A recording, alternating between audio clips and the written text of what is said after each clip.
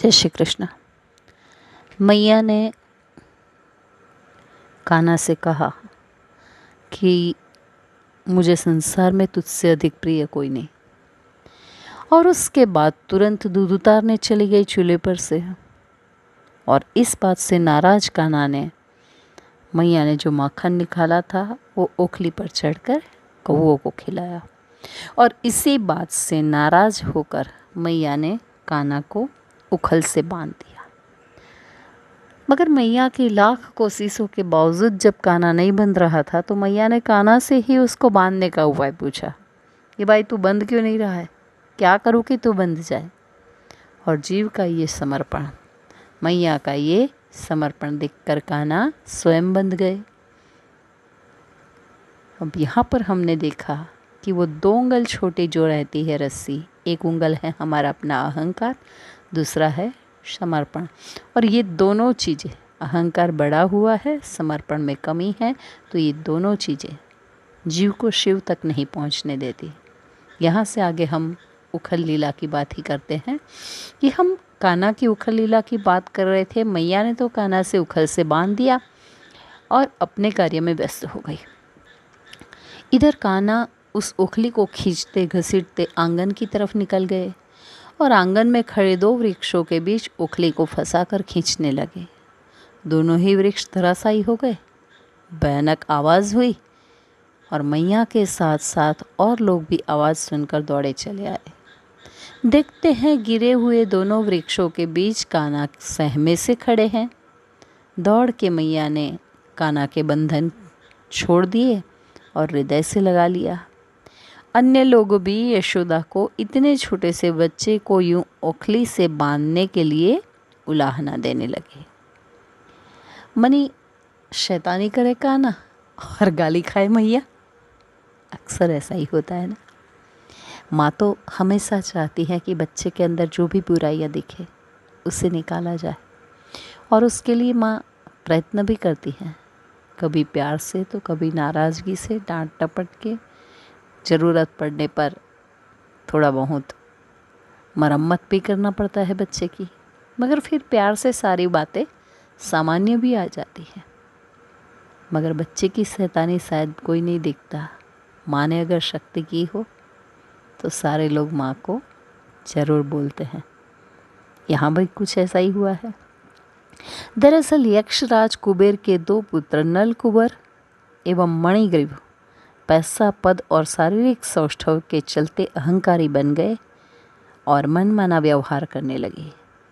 एक बार ये दोनों ही कुछ अप्सराओं के साथ सरोवर में स्नान करने गए एवं जल में क्रीड़ा करने लगे। हंसी ठिठोली के साथ सारे लोग मदमस्त है। उसी समय वहाँ देवर्षि नारद का आगमन हुआ। देवर्षि को देखकर उन सारी अप्सराओं ने तो तुरंत वस्त्र पहन लिया, पर अपने मद में चूर नलकुबर एवं मणिग्रीव की मदहोशी जैसे टूटी ही नहीं। देवर्षि को देखकर उन्हें कोई फर्क नहीं पड़ा और वे वैसे ही पूर्ववत क्रीड़ा करते रहे। तब उनकी इस जड़ता को देखकर, उनके अहंकार को मिटाने के लिए, उन पर कृपा करने के भाव से देवर्षि ने उन्हें जड़ योनि में जन्म लेने का शाप दिया। शाप सुनकर उनकी चेतना लौटी और भागते हुए मुनिवर के पांव पकड़ लिए क्षमा याचना करने लगे। तब दयालु मुनि ने उन्हें ये कहा कि वृक्ष योनि में जाने के बाद भी उनको उनका पूर्वजन्म याद भी रहेगा, और द्वापर में जब कृष्ण के हाथों दोनों का उद्धार होगा तो पुनः अपने धाम को भी जाएंगे। नलकुबर और मणिग्रीव नारद जी के शाप से वृक्ष तो बने, पर इसके लिए उन्होंने नंद भवन के आंगन को चुना। तो ये दोनों यक्षराज कुबेर के पुत्र थे। पैसा है, पद है, साथ साथ स्वस्थ सुंदर शरीर भी है।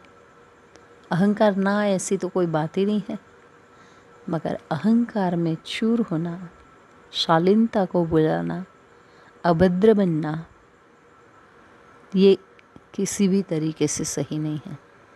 और इन दोनों ने यही किया और उसका दंड भी पाया वृक्ष योनि में जन्म लेने के रूप में।